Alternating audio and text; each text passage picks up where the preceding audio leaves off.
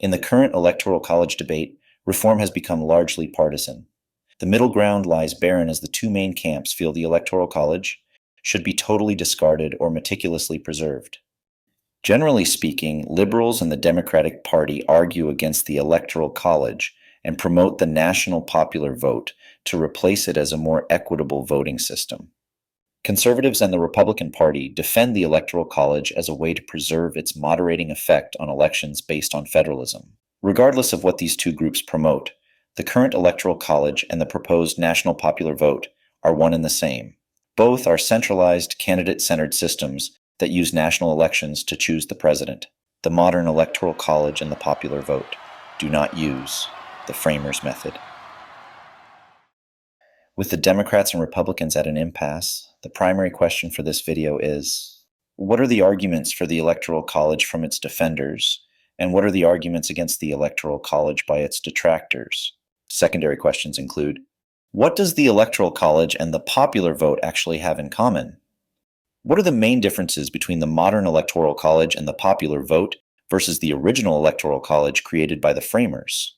And how are the popular vote and the current Electoral College systems vulnerable to populism and tyranny? The detractors of the Electoral College cite a laundry list of problems. Most arguments are rooted in supporting a national popular vote. The biggest issue is the infamous wrong winner scenario. This occurs when the winner of the Electoral College does not win the popular vote. Hence, they are considered the wrong winner. This distortion happens because of the winner-take-all method. When a candidate wins a state, they receive all the electoral votes and their ballots go toward their popular vote count. The loser of the state doesn't receive any electoral votes, but all of their ballots are still counted towards the popular vote. This isn't just theory, as this was the case in the 2000 and 2016 elections, when Al Gore and Hillary Clinton won a plurality of the popular vote, but George W. Bush and Donald Trump won a majority of the electoral votes. It is speculative to say that Al Gore and Hillary Clinton would have won their elections if the popular vote had been used. This is because the elections of 2000 and 2016 used the Electoral College. Had a popular vote been used in those elections, the total number of votes would be different. The two parties would pursue national campaign strategies instead of focusing on battleground states, and voters in safe states would be free to vote knowing their votes count more toward the grand total.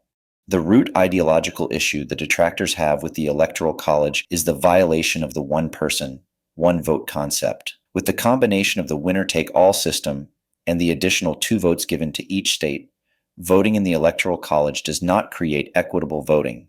This inequality can be seen in safe states and swing states. Safe states disproportionately favor one party, are ignored by both parties, and usually have poorer voter turnout compared to swing states. Swing states, also known as battleground states, may be won by either party, giving them a higher value and a lot of campaign attention. With this added value given to swing states, the potential for fraud increases. Manipulating a few votes in a very tight election could flip a state's electoral votes from one candidate to another and change an election result. This may or may not have happened in the state of Florida in the 2000 election. Regardless of whether fraud is real or not, the perception of possible fraud undermines the legitimacy of the election process. Detractors point to third-party candidates or third-party spoilers as another problem. A candidate from a smaller political party, but ideologically similar to a more prominent political party, may end up undermining the main party's candidate and give the election to the opposing candidate. Faithless electors have grabbed the attention of the press in recent years. As electors are actual people, there is a chance they may not vote in accordance with a state's popular vote. Although historically, the frequency of faithless electors is extremely rare and their impact on elections has never come about. And finally, there is the danger of a potential House contingency vote, where regardless of the voting results, the final decision makers would be the House members voting by state delegation. This is the most ironic complaint, as the House contingency vote was meant to happen in most elections. The defenders of the Electoral College cite preserving federalism as the main argument for preserving a stable republic. Instead of a singular national election, choosing the next president through a collection of states and regions is the wiser path. This creates broader support under a concept known as a concurrent majority. Building a majority through a combination of the people from urban and rural areas is a more accurate representation of the country as a whole.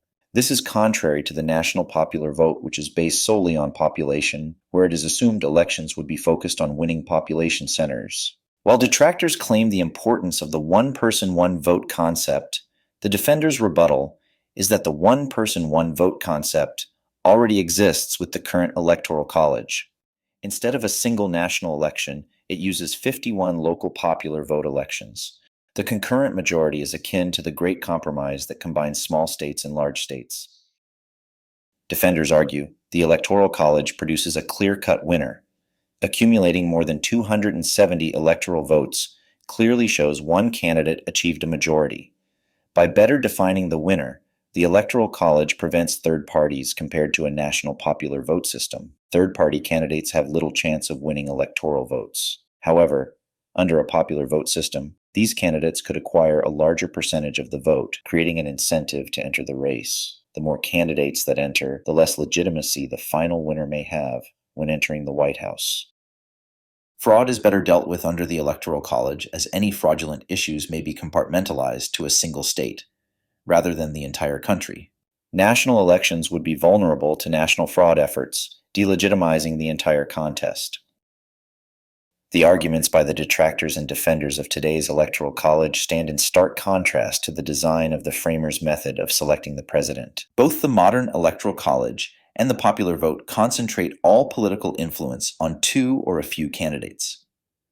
The relationship between these candidates and the voters is largely based on personality and identity.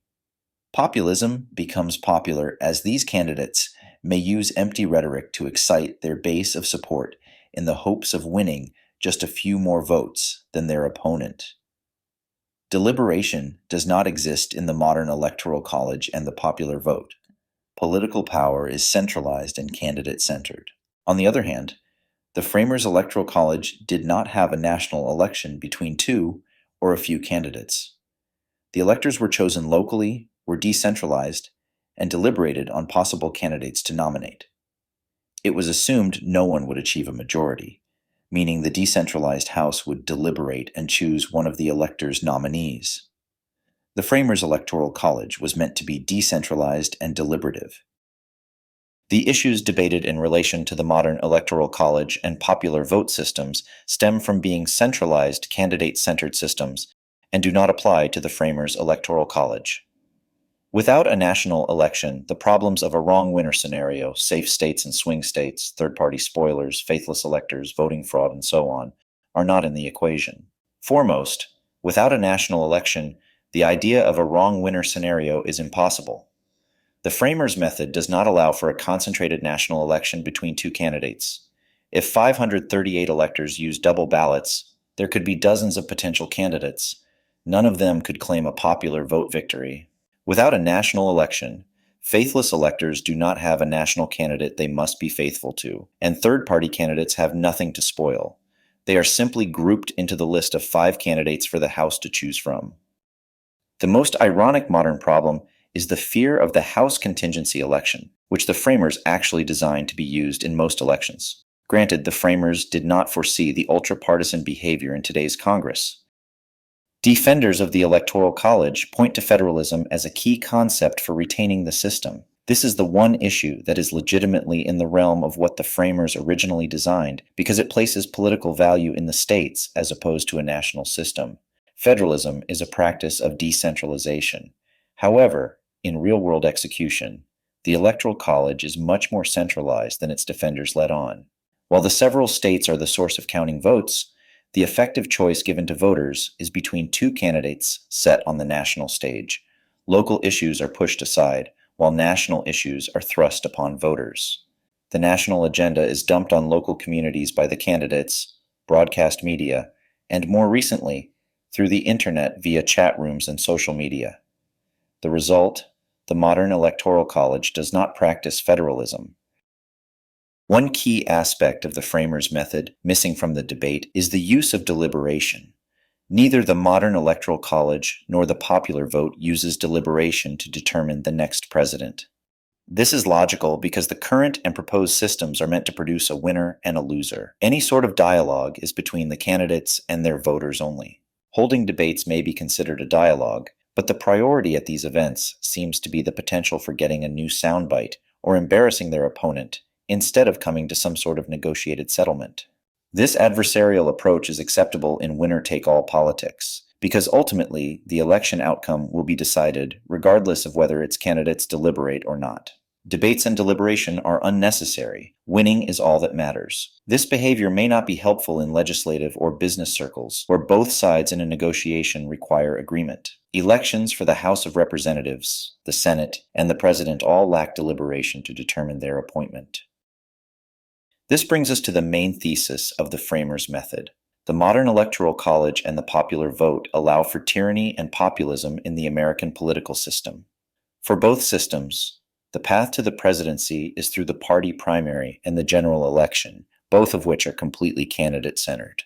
Tyranny and populism are linked. Tyrannically minded and populist candidates who successfully wield the power of rhetoric can control millions of people through populist language. Candidate-centered election systems benefit those with dominating confidence and celebrity. As election rules stand, anyone may enter a party primary, win the nomination, become the leader of the party, and dictate the party's narrative. The framers referred to them as designing men, and this was the primary argument against using the popular vote method to choose the president. After capturing a party, the chances of winning the general election are nearly 50-50, and these so-called men of design now have a pathway to the presidency. An election system based on decentralization and deliberation can mitigate populism in American elections and prevent these men of design from winning the White House. Thanks again for watching the Framers Method. If you want to support this channel, please like and subscribe on our social media platforms, and consider supporting this channel on your preferred membership platform, all of which can be found on the website at framersmethod.com.